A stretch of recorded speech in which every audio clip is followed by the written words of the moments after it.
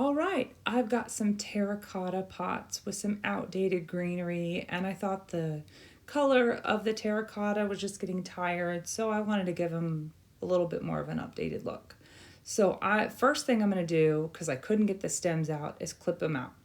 So I've clipped out all the greenery and I have the stems left because I really did not think I could get these stems out of this little faux stone setup that they are in this pot. So if you see something similar at a thrift store, don't be discouraged because trust me, you'll be able to redo these stems. I'm going to take parchment colored chalk paint, which I use all the time. I like this. It has a great yellowish off-white tint, and it's my favorite neutral paint. So I'm going to do about 2 coats of this. I have 2 different pots that I'm going to do. So I'm going to have 2 different looks at the end of it. You could make as many as you wanted. You can make them matching, but you'll see how I end up with this first one, which is to take just some sheet music. I think it's kind of cool. It's a sentimental thing.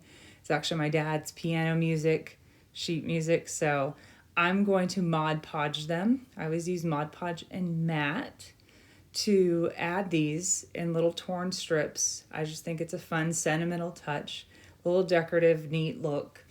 And the cool thing about this that I realized as I was working with this brush is that it still had a lot of the parchment paint on it. And because it was kind of wet, the paint was coming off, which I ended up liking a lot more than just having glued on pieces of yellow sheet music, which is what I thought I was going to do. So be flexible when you're crafting because you never know how things are going to turn out. So I'm going to take some antique colored wax and I'm going to add it in little dabs and streaks, a very, very small amount all over these pots. And there's not a real technique to this. You just have to play around and you can see I am using my brush in all different ways to go all over this terracotta, or I shouldn't call it a terracotta pot anymore. It's a parchment pot.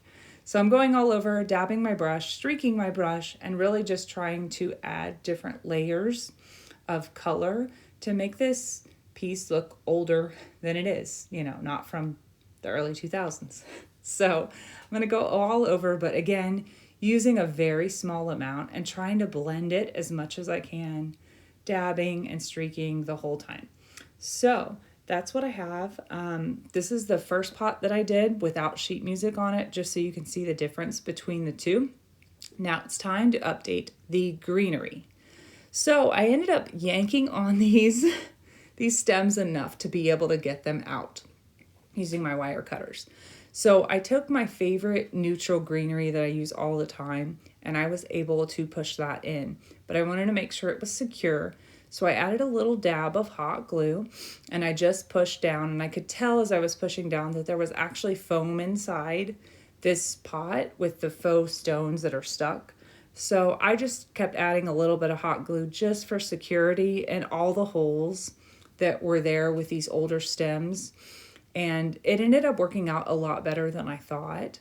So if you see something like this, like I said, you really can remake it very easily. So don't hesitate if you end up liking the container that you see that has stems stuck in it. You can get the stems out pretty easily with a pair of wire cutters. So this is the first one without the sheet music on it. And so I'm just adding those pieces, fluffing my greenery, kind of reshaping it, making it look the way I want and to be more natural. And then I'm going to take my other piece here and you'll see as I start working that it turns out a little bit different than I thought. So, but yeah, I'm just going to add these extra pieces here. That's my favorite greenery that has the colored pieces on top that I end up removing a lot. From Michael's. I always pick them up when I see them on sale because they're well worth it, and I use these all the time. So they're great. So yeah.